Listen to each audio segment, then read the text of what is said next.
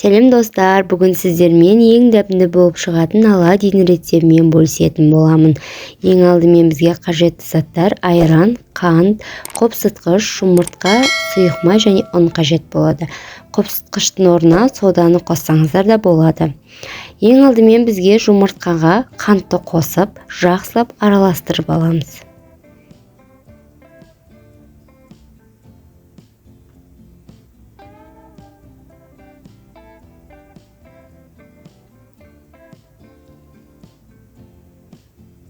Сосын сұйық майды құясыздар, оны да жақсылап араластырамыз. Сосын айранды құямыз. Айран міндетті түрде жылы болу қажет, салқын айран болмайды. Енді қопсытқышты қосамыз. Жаңа айтқандай қопсытқыштың орнына соданы қоссаңыздар болады.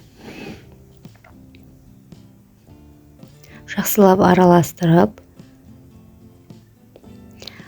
ұнды електен өткізіп отырып саламыз.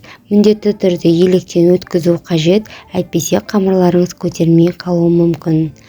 Ал міне біздің қамырларымыз осындай қаймақ сияқты болып шығу қажет. Енді оны 15-20 минутқа бетін жауып қалдырамыз.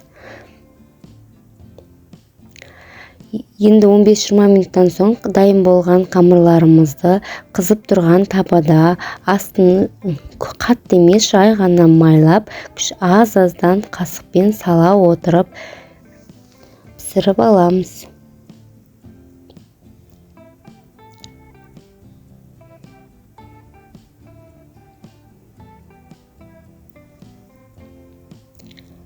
Міне осындай болып пісуі қажет. Ал сәлден соң бетінде осындай тесіктер пайда болады. Ол кезде уже аудару керек деген сөз. Екі жағын аударасыздар. Екінші жағын тез піседі.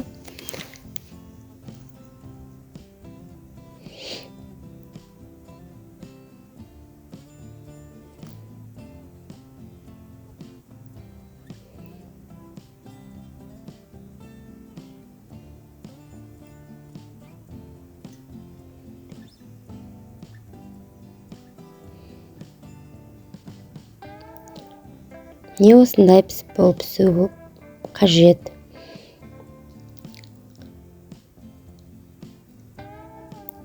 Қалған қамырларды дәл осылай пісіріп аламыз.